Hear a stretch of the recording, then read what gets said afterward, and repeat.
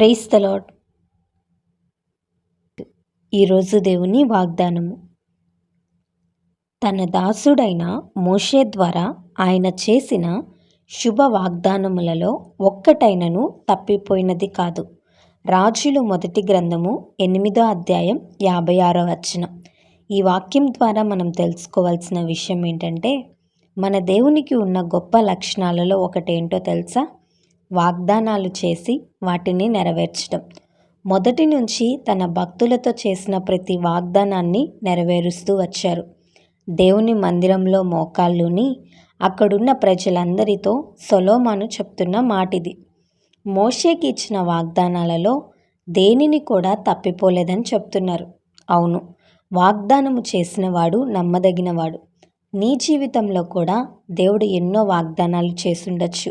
Bible గ్రంథంలో ఉన్న ఎన్నో వాగ్దానాలకు వారసులుగా మనల్ని చేశారు.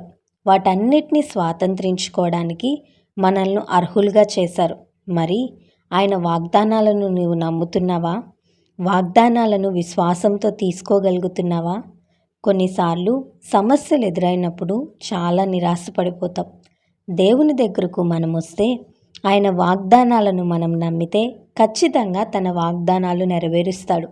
ఇప్పుడే చేయి ప్రభువా, వెంటనే ఆ వాగ్దానాన్ని నెరవేర్చు ప్రభువా అని దేవునిని కూడా శోధిస్తూ ఉంటాం. ఆయన తన సమయంలో ఖచ్చితంగా కార్యాలు చేస్తారు. ఒక చెట్టుకు ఎప్పుడు కాయలు రావాలో, అవి ఎప్పుడు పండాలో, అవి ఎప్పుడు రాలిపోవాలో దేవుడు తగిన సమయాన్ని నిర్ణయించారు కదా.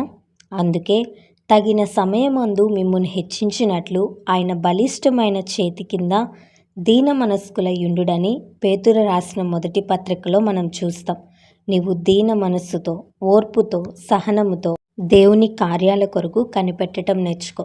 ఖచ్చితంగా దేవుడు నీ జీవితంలో కార్యం చేస్తాడు. ఈ వాగ్దానం దేవుడు మనందరి జీవితంలో నెరవేర్చునుగాక. ఆమేన్. ఈ వీడియో మీకు దీవెనకరంగా, ఆశీర్వాదకరంగా అనిపించినట్లయితే లైక్ చేయండి, షేర్ చేయండి, కామెంట్ చేయండి, సబ్స్క్రైబ్ చేసుకోండి. మీ ప్రార్థన అవసరతలను మాకు కామెంట్ రూపంలో తెలపండి. మీ కొరకు తప్పక ప్రార్థిస్తాం. God bless you.